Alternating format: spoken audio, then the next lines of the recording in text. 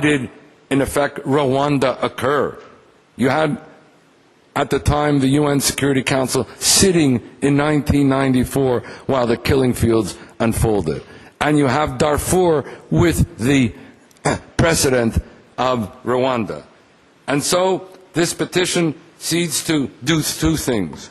First, to set forth the precursors to genocide, which are in effect both condition and indicators of the genocide to follow, and the legal recourses and remedies which can be acted upon to prevent it. Let there be no mistake about it.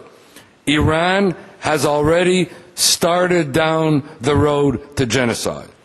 The road to genocide has already been paved with these precursors. The crime of incitement to genocide has already been committed.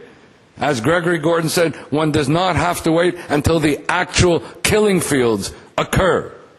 The crime occurs when the state-sanctioned incitement is acting itself out as it is in Iran. And I'm going to just summarize. You can look at the paper, full paper today, of those precursors, those predictors and conditions for genocide in Ahmadinejad's Iran, which underpin the critical mass of evidence as to why one can state that Iran has paved the way to genocide, and that the genocide in that sense has already begun through the crime of incitement. Number one, delegitimization.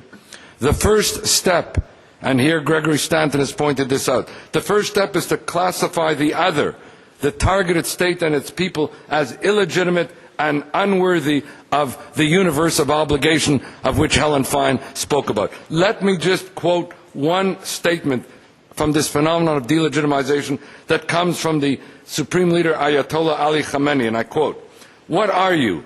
A forged government and a false nation.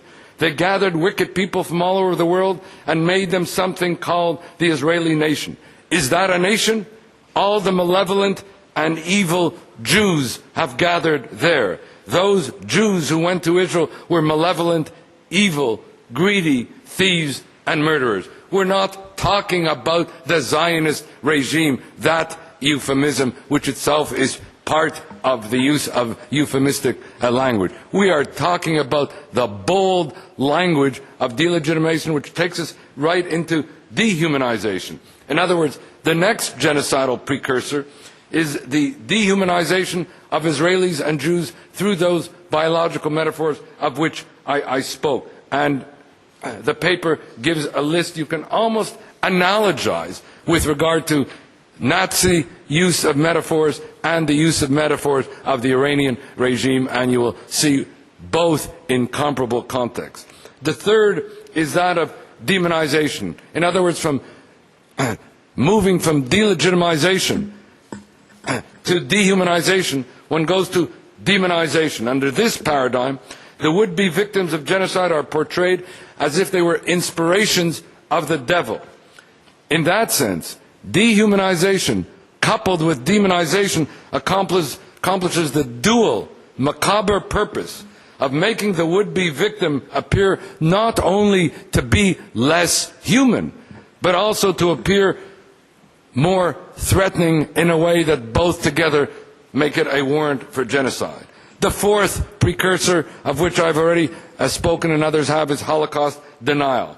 The fifth, of which Gregory Gordon has spoken of in his paper and in his talk, is the false accusation in the Mirror, yet another warrant for genocide.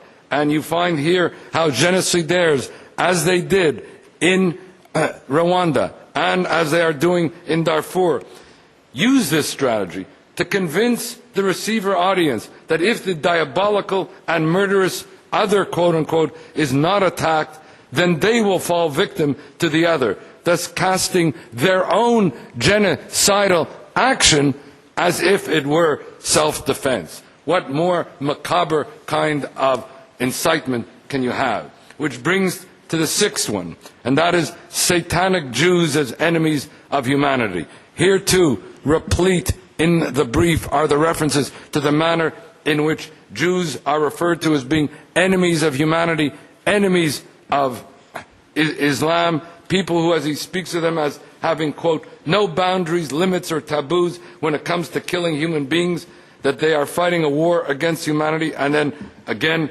to quote one of the Ayatollahs, one should fight the Jews and vanquish them so that the conditions for the advent of the hidden imam be met. Again, the religious incitement. And finally, the whole phenomenon of anti-Semitism as a prologue and justification for genocide, again reminiscent of the worst uses of this most virulent of hatred. Now, what has happened is that Iran has channeled all these 7 precursors to genocide into the state-sanctioned incitement to genocide. In other words, this culture of hate is such that Iran does not even feel any need to somehow leave its genocidal intention as being unspoken or unclear or ambiguous or euphemistic. On the contrary, the calls for Israel's destruction by Iranian officials are explicit and without ambiguity